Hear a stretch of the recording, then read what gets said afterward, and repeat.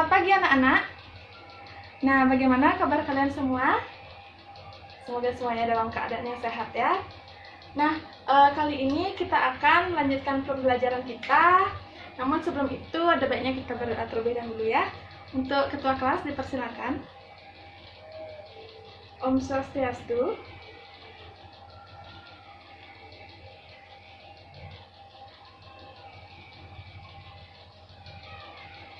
Ya, terima kasih untuk ketua kelas.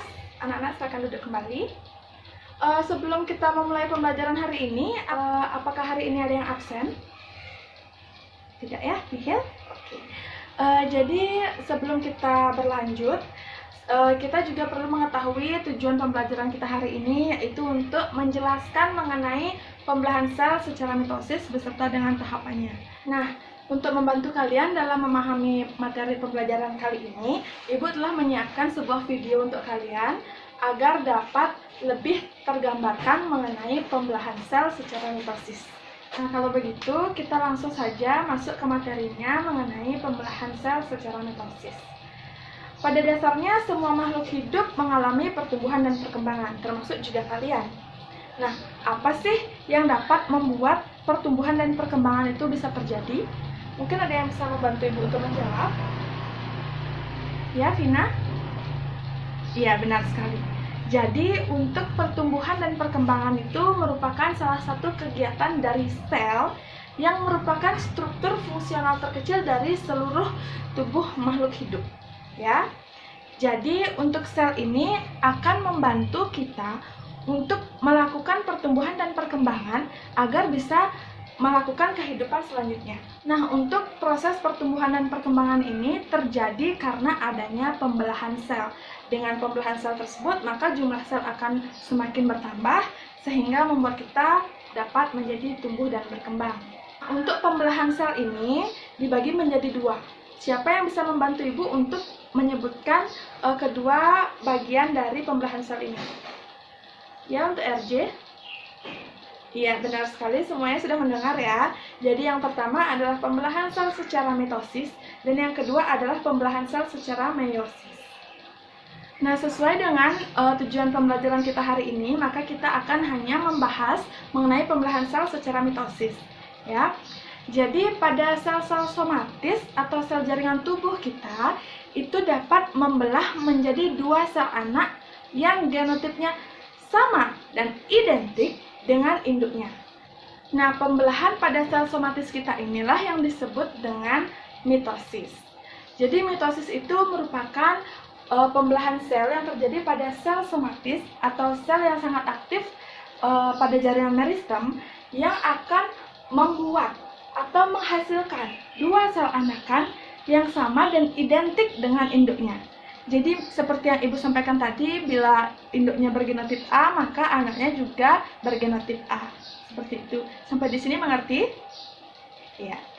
Nah, pada setiap inti sel dari makhluk hidup itu memiliki yang namanya kromosom.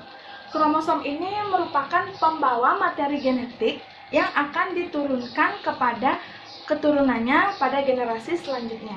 Nah, setelah Ibu menjelaskan tadi mengenai pembelahan sel secara mitosis, sekarang Ibu akan menjelaskan tahapan pembelahan sel tersebut kepada kalian.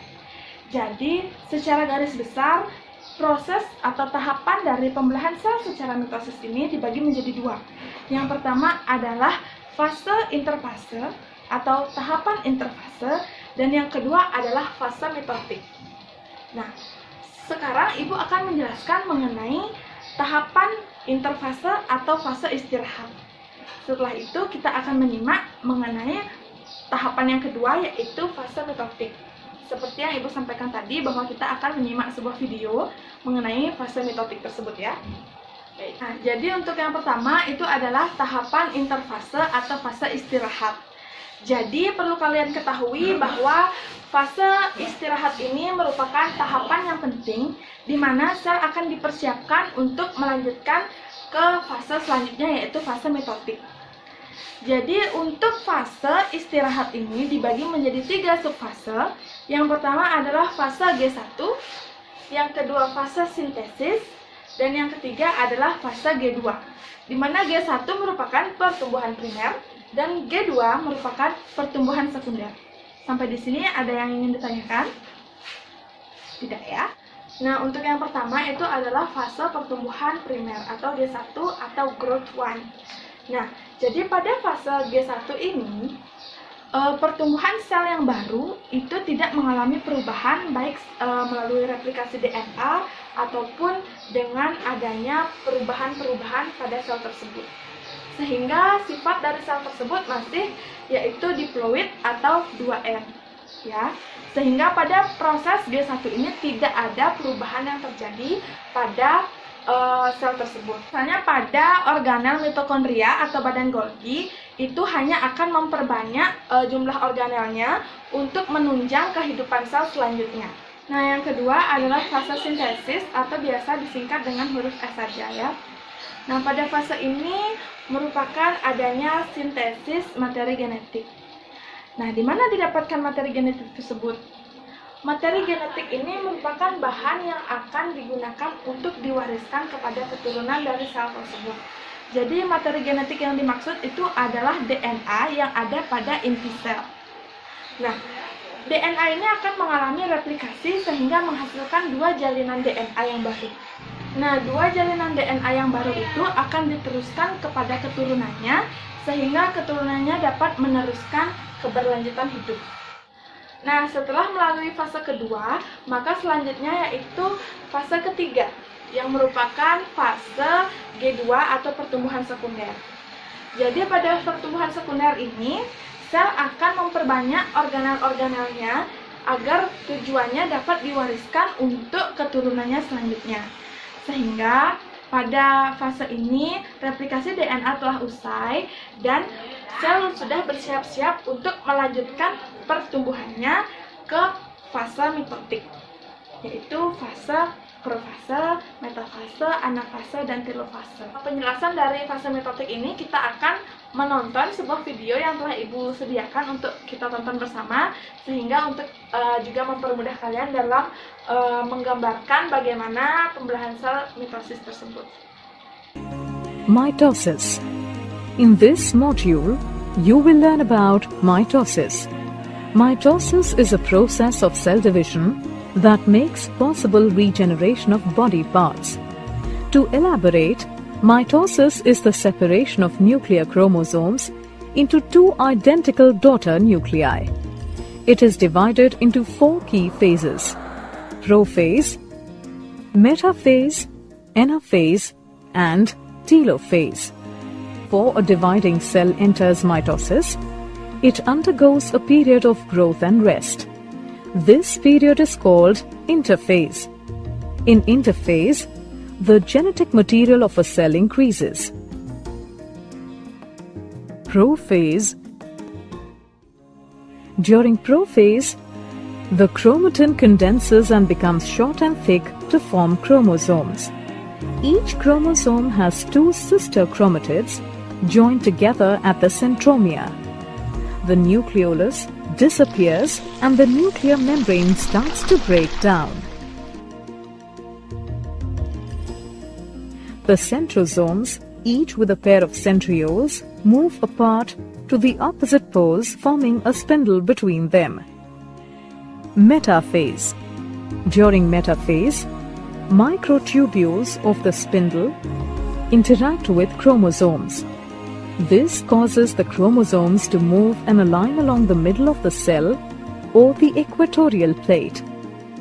Sister chromatids are held at the centromere, confirming the presence of protein structures called kinetochore at the surface. The kinetochore holds the chromosomes and attaches them to the spindle. Anaphase. During anaphase, the sister chromatids separate at the kinetochores, and the daughter chromosomes, along with the divided centromere, move towards the opposite poles as the microtubule shortens. The poles of the spindle also move apart and help to separate the chromosomes. As the chromosomes separate completely into two sets, one at each pole, anaphase is considered complete. Telophase.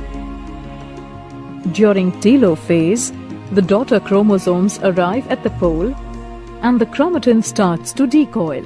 Also, the nuclei reform along with nucleoli. This triggers the reformation of the nuclear membrane. Cytokinesis. Cytokinesis is the partition of the cytoplasm. In animals, a cleavage furrow appears in the plasma membrane, which deepens and divides the cytoplasm into two daughter cells, each containing a nucleus. In plants, new cell wall formation is triggered at the center of the cell by the formation of a cell plate. The cell plate grows outwards till it meets the existing wall, resulting in two daughter cells. Nah, berdasarkan video yang telah kalian simak tadi, apa saja yang dapat kalian sampaikan kepada ibu dan teman-teman kalian yang lainnya terkait dengan pembelahan sel secara mitosis? Mungkin yang ingin menyampaikan pendapatnya, silakan mengangkat tangan dan mengajukan nomor absen. Ya, untuk Cynthia dipersilakan. Ya, benar sekali. Jadi, seperti yang dikatakan Cynthia, bahwa tahapan dari pembelahan sel secara mitosis ini dibagi menjadi dua tahapan, yaitu fase istirahat dan fase mitotik. Mungkin ada yang lainnya yang ingin melengkapi lebih lengkap dari pernyataan dari Cynthia. Iya, Fanny? Ya, benar juga bahwa pada fase interfase atau fase istirahat dibagi menjadi tiga, yaitu fase G1, sintesis, dan juga G2. Lalu ada lagi yang ingin melengkapi pernyataan dari Fanny dan Cynthia? Ya, Angel?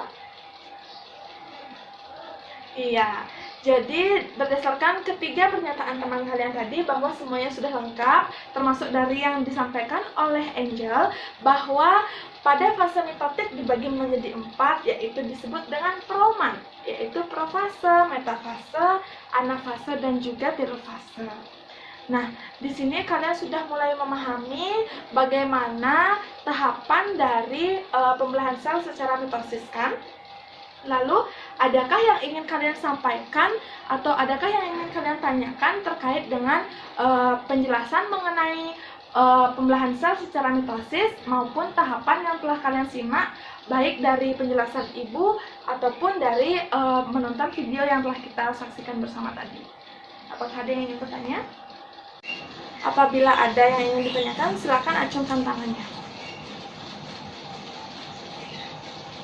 Bagaimana? Tidak ada? Ya, baik. Jika tidak ada, maka sekian dulu pertemuan kita hari ini. Jangan lupa kalian mengerjakan LKS terkait dengan pembelahan sel secara mitosis di rumah ya. Dikumpulkan minggu depan. Baik, karena sekian dari kalian dan sekian juga dari ibu, maka kita akhiri pertemuan kita kali ini. Untuk ketua kelas silakan ditutup.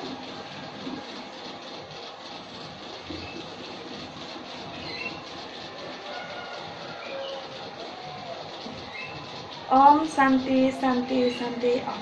Selamat siang.